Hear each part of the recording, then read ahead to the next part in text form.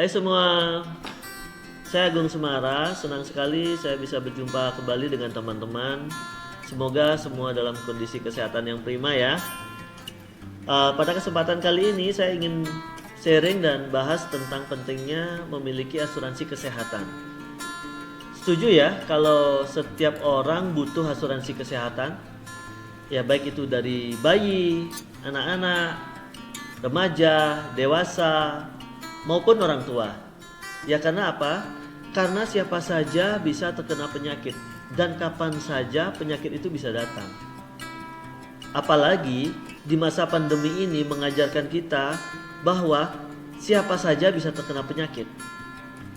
Kata-kata yang bijak untuk asuransi kesehatan adalah menyisihkan uang kecil untuk mengantisipasi risiko yang besar.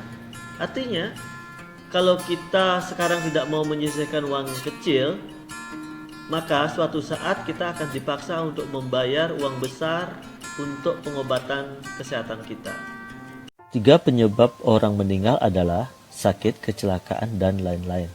Katakan lain-lain adalah 5%, maka sisanya lebih banyak yang sakit atau yang kecelakaan. Tentunya sakit ya, berapa persen kira-kira mewakili? Kalau di total harus 100%, ternyata hasil survei WHO membuktikan kecelakaan hanya 3%. Sisanya 92% orang meninggal karena sakit. Jadi kesimpulannya, dari 10 orang meninggal, 9 diantaranya disebabkan sakit. Jika ada kata sakit, tentunya pasti ada biaya berobat. Artinya, 92% biaya berobat akan terjadi dalam hidup kita. Tentunya kita tidak mau kan biaya berobat kita nanti membebani keluarga kita. Artinya kita harus siapkan dana darurat 1 miliar. 1 miliar ini akan kita kumpulkan dalam waktu berapa tahun? 20 tahun? Artinya kita sisakan 50 juta per tahun. Cukup besar ya. Itu pun dalam 20 tahun kita was-was.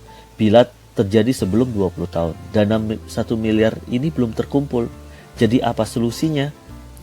Solusinya, sisihkan uang kecil untuk antisipasi risiko besar. Biarkan perusahaan asuransi yang menyiapkan dana darurat tersebut. Contoh, Bapak usia 30 tahun. Cukup sisihkan 350.000 per bulan bisa antisipasi biaya berobat sampai dengan 10 miliar. Jika Anda tidak paksa diri bayar uang kecil, maka Anda akan dipaksa bayar uang besar suatu saat nanti. Jadi, pilihlah asuransi kesehatan yang secara limit mampu mengcover seluruh biaya on bill sesuai dengan tagihan rumah sakit. Terbayangkan jika suatu saat nanti kita terkena sakit kritis dan kita tidak memiliki asuransi kesehatan, maka seluruh tabungan dan aset yang pernah kita kumpulkan selama ini akan kita habiskan untuk biaya berobat kita. Akan lebih bijak jika kita sekeluarga memiliki asuransi kesehatan sedini mungkin. Salam bijak.